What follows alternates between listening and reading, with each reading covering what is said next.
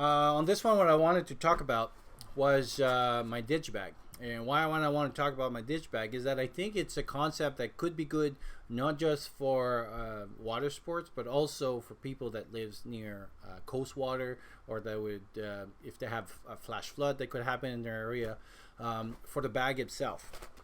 And this is the bag. So what's so special with this bag versus other bags is that it's a dry bag, so you can close it like any other regular bag, but it also has a little device here that you can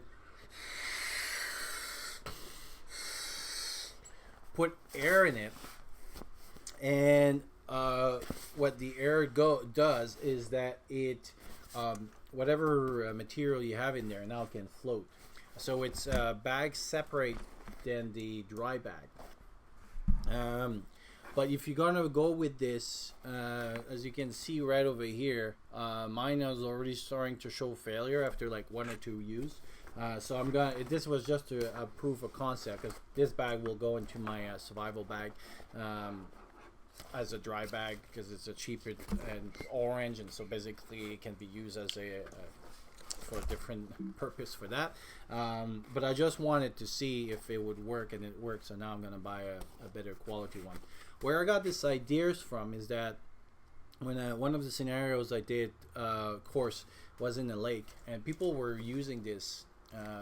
So they were swimmers, and basically they have this attached to them, and they put like their keys and their wallet in there, and this floats on the top of the water. So first it identified that there's somebody in the water. So again, if you're in a survival situation or in a rescue situation, people could notice this. Two, it floats, and so basically it could be used. They say like, do not use this as a like, I wouldn't go kayak with just this, with no PFD, so no floating device. But if you would have to, it could give you some more buoyancy and keep your head above the water. So it can have a use for that. And three, yeah, it keeps your all your gear dry. So this stays behind my kayak, and the purpose of a ditch bag is that either if for whatever reason I have to leave my kayak alone, that's the first bag that comes out with me, or if I have to spend an overnight, I still have my kayak, but I just put my side on a small island because of the weather. I have enough in there to spend the night. So what do I carry in there?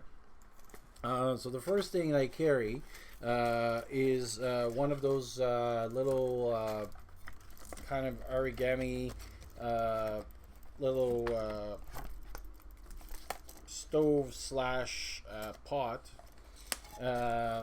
that a bowl, sorry, slash cooking pot, and basically it forms like a little square like this, and this surface here you can warm things up inside, and then after that you can use it as a bowl. The beauty, and this is the reason it made it into my bag, is that it can be folded very nicely into a very compact square like this, so it makes it perfect for a bag like this. You can I bought it when the Kickstarter was on, but now I think I saw them in REI, and it can be bought in like full kit, like 2 or 3 of them and things like that. So it was a good purchase. The other thing now I have is a Strike Force with some fire starter in case I need to start a fire.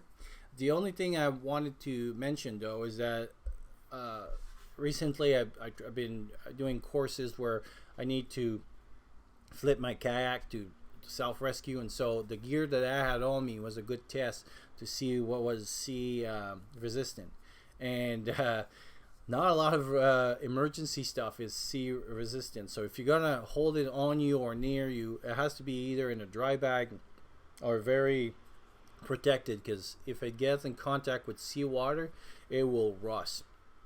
I had like a lot of my lighters and a ferrous rod that rusted just with one contact of seawater. So you can always rinse them, but even after I rinsed them, they were still rusted. So make sure that if you're carrying one of those, that it's well protected. The only one that I found what didn't rust, and this is why I carry now in my PFD, is those little peanut lighter. I don't know what they're made of, but I flipped a few times, and just with the protection of a Ziploc bag, they didn't rust. So that's why I'm carrying on me at all time.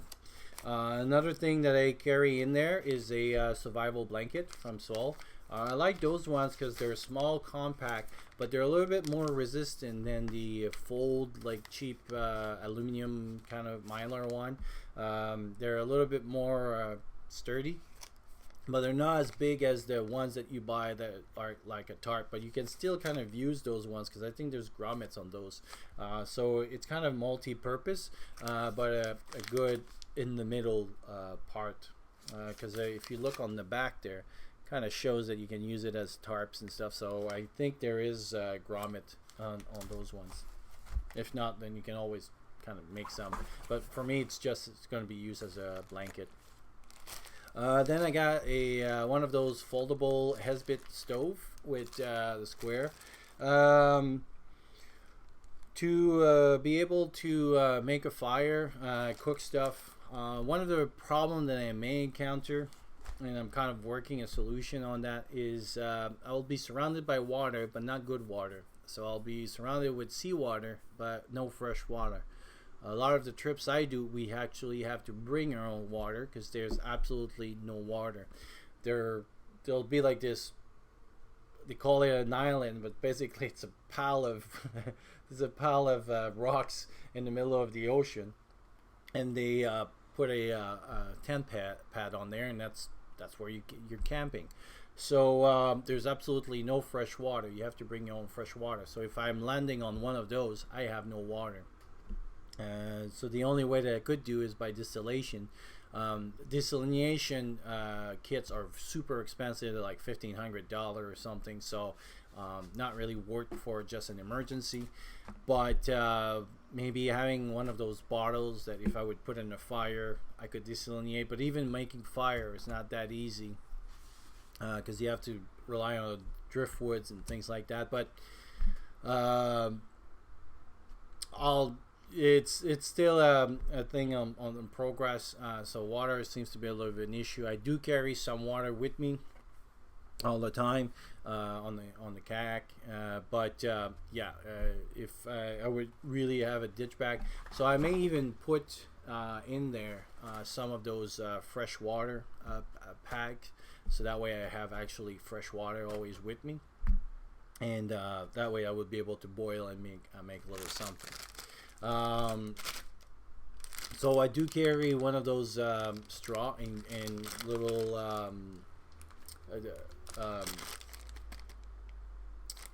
pills to disinfect the water, but again, I have to get water to do that, and I could also catch rain, and sometimes it does happen. It rains a lot on the west coast, so I could gather this or get a puddle, so I could use this in case of. But most of the time, water will be a big problem for me. The other one that I have here, it's a 6-hour Kendall-Tin. So it's by Exotac. It's got like one of those survivals thing. And the reason I bought this one, as you can see from there, they sell different kinds. And they have either some with not a lot of time but a lot of heat, or not a lot of heat, a lot of time, and I chose the one with a lot of heat.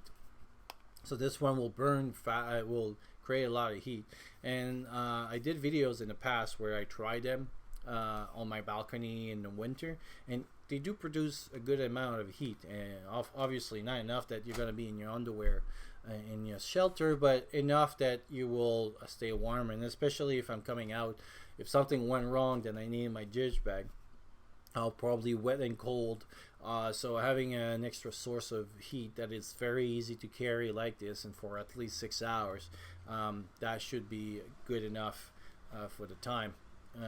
Again, on the coast, you cannot really rely on fire like you can do with like forest and things like that, because it's either driftwood and a lot of it may be even wet because now like the tides have went up, or it's piece of wood that are huge, they're hard to cut.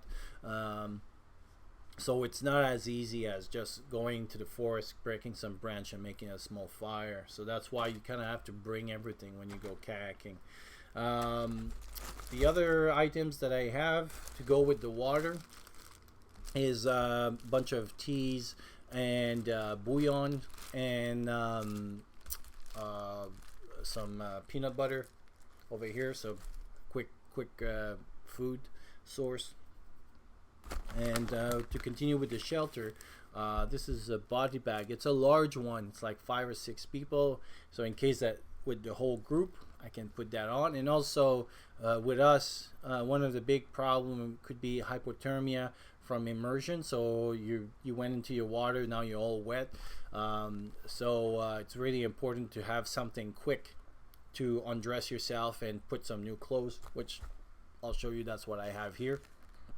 So that's the purpose of this.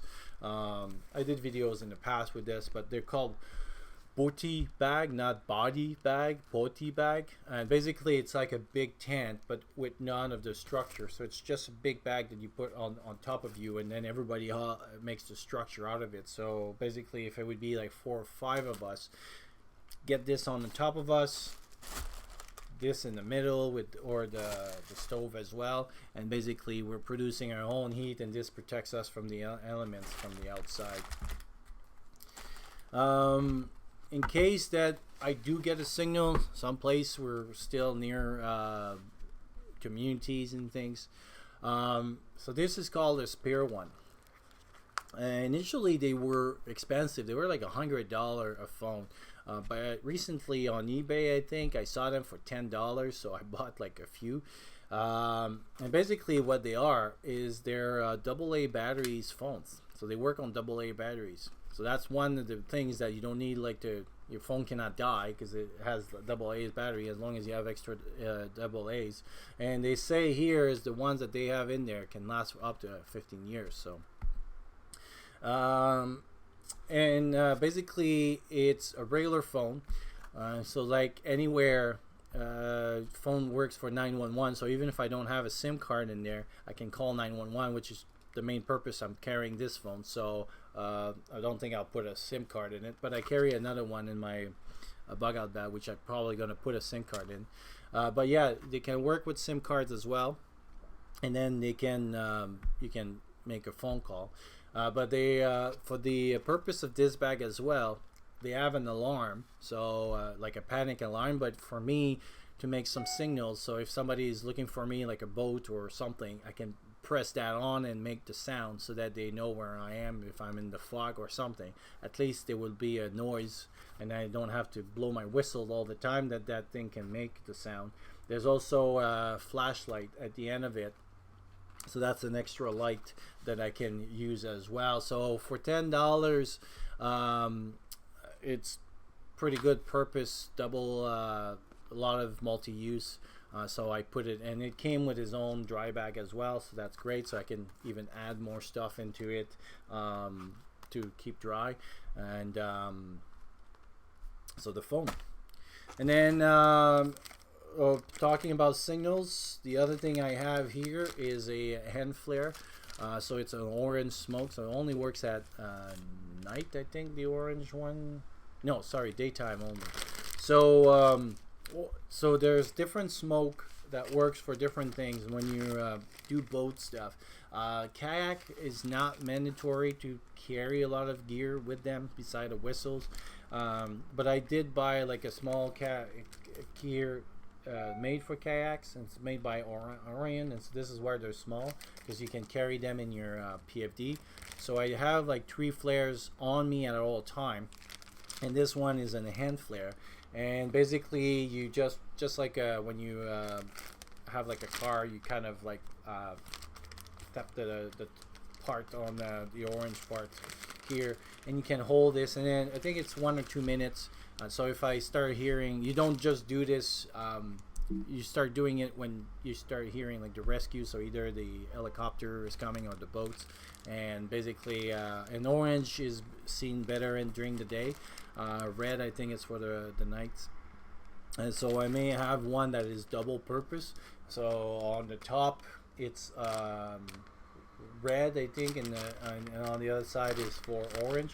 So if you're at night, you like this part, and if you're on day, you like this part, and then you hold it. It's a bigger canister too. It's about this big, and so it has the double purpose on it. But they're hard to find. I was looking at the store here, and I'll have to order it. But I'm looking at maybe a double purpose to put in this bag. But for now, I have this one as a backup. And talking about being cold, the other thing I have here is a merino wool that is dedicated to this bag because it's my kayak one. I bought this just for that. Because of seawater and everything, I didn't want to wear all my other one, and it was on sale. And so this one has a little kind of top on it, so that means I can have like a warm on it. And I got a long sleeve as well. So usually I always wear my my pants are always made of neoprene, but the top, it depends. If it's a nice day outside, we may go just like this. So if I flip over, I'll get cold very quickly, and so I have those. And this is why also those ones, if in case that while I'm kayaking it gets a little bit colder, and then I can put them on as well. But they're in the dry bag and always accessible, usually at the back of my my seat. So that's my ditch bag. Hopefully you like this video and gives you some ideas. If you have any question or anything, just write it below, and I'll talk to you soon.